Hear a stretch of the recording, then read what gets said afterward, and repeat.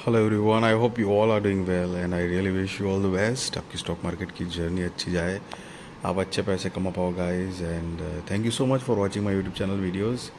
And guys, आज की expiry की बात करें तो मार्केट वापस गिरा है। एंड ट्रेडिंग पर्पज से देखें तो आई होप कि आपने कुछ पैसे बनाए होंगे।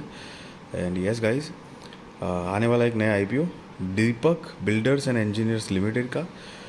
तो चलिए आईपीओ डिटेल्स देख लेते हैं। आईपीओ डेट जो है वो 21 अक्टूबर 2024 से लेकर 23 अक्टूबर 2024 तक है। फेस वैल्यू 10 रुपये पर शेयर। प्राइस बैंड 192 रुपये से लेकर 203 रुपये पर शेयर है।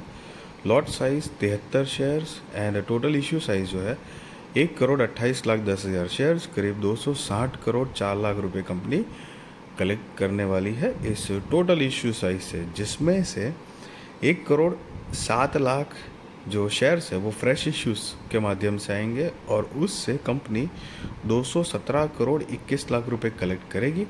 और बाकी जो है 21 लाख 10 हज़ार शेयर्स वो ऑफर फॉर सेल के ज़रिए आएंगे, उससे कंपनी 42 करोड़ 83 लाख रुपए कलेक्ट करेगी। सो गाइस, अब इसका बेसिस ऑफ अलॉटमेंट 24 अक्टूबर 2024 है। इनिशिएशन ऑफ रिफंड्स 25 अक्टूबर 2024। Credit of shares to demat वो भी 25 अक्टूबर 2024। लिस्टिंग डेट 28 अक्टूबर 2024 है। Cut off time for UPI mandate confirmation शाम को 5 बजे 23 अक्टूबर 2024 है। Issue type book built issue IPO. Listing जो है वो बीएसई एनएसई पे गाइज होने वाली है। सो ये एक मेन बोर्ड आईपीओ है guys. Share holding pre issue 3 crore 58 lakh 80 हज़ार 860। Share holding post issue 4 crore 65 lakh 80 हज़ार 860 है। सो बेसिकली आप शेयर होल्डिंग पोस्ट इशू का जो फिगर है उसमें से शेयर होल्डिंग प्री इशू का फिगर अगर माइनस करोगे तो आपको फ्रेश इश्यूज़ के नंबर ऑफ शेयर्स मिलेंगे गाइस। एंड रिटेल कैटेगरी में ऑफ कोर्स मिनिमम 1 लॉट के लिए तो अप्लाई करना ही है। 73 शेयर्स आ जाएंगे, 14,819 रुपये आपको देने होंगे। मैक्सिमम 13 लॉट के लिए आप अप्लाई कर सकते हो। 949 शेयर्स आएंगे, 1,92,647 रुपये गाइज आपको देने होंगे।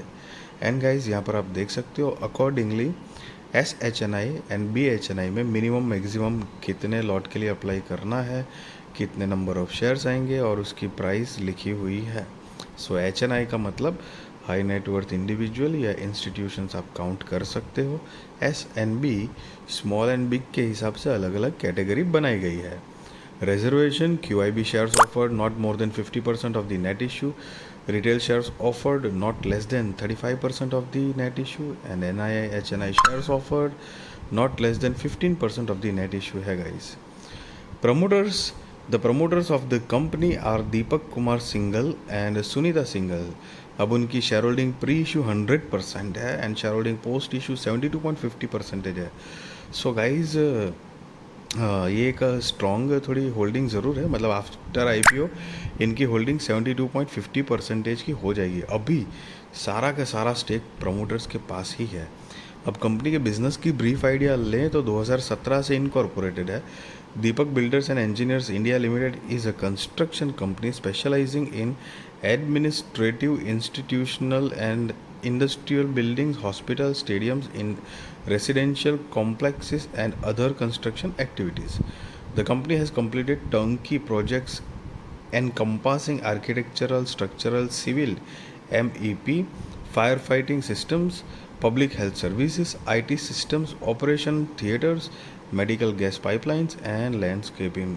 सो गाइज ये कंपनी का कुछ काम है जो मतलब ये सारे एरिया में कंपनी काम करती है। The company business can be categorised into the following verticals, जो कि construction project business, infrastructure project business and sale of products. The company has completed construction and infrastructure projects in 4 states of India: Punjab, Haryana, Rajasthan, Uttarakhand, and 2 union territories, Chandigarh and National Capital Territory of Delhi.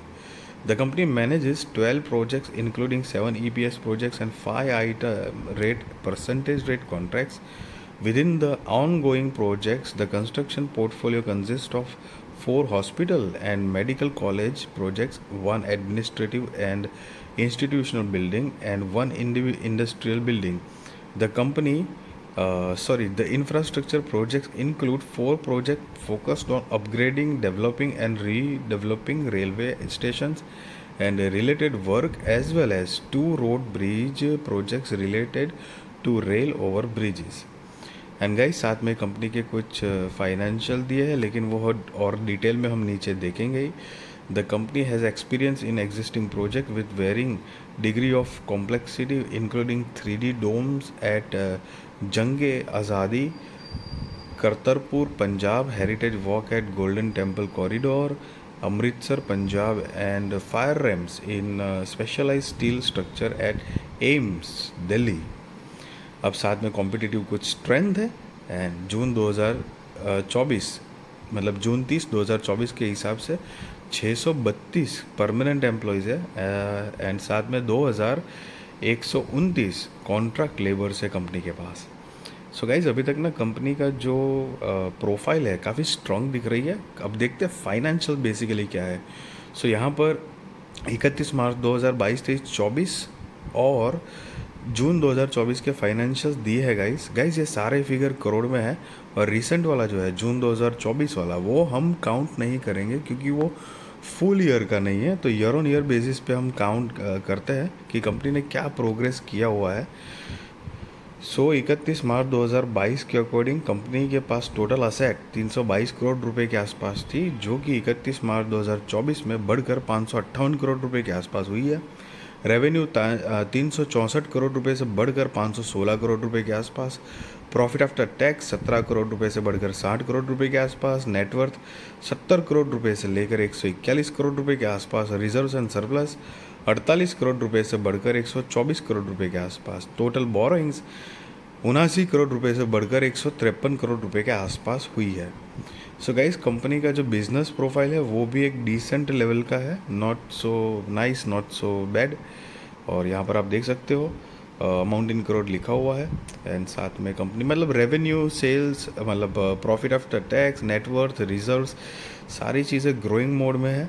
And साथ में borrowings भी बढ़ी हुई है. So let's see आगे company क्या perform करती है ज़्यादा. और कंपनी का मार्केट कैप 945 करोड़ रुपए के आसपास का है.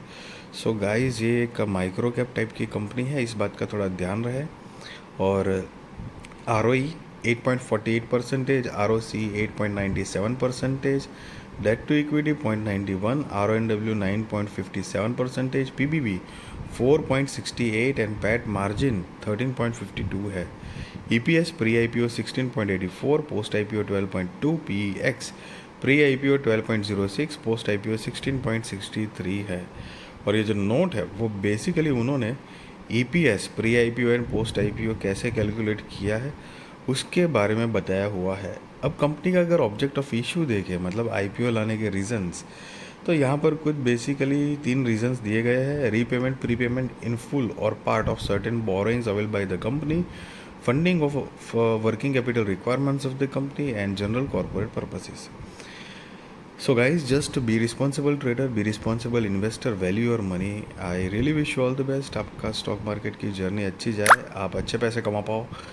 एंड मैं कोई बाय और सेल रिकमेंडेशन नहीं दे रहा हूँ आपको, ना ही मैं आपको ये बता रहा हूँ कि आप IPO में अप्लाई करो या ना करो. That is depend on your risk research, financial advisor को पूछ कर करना.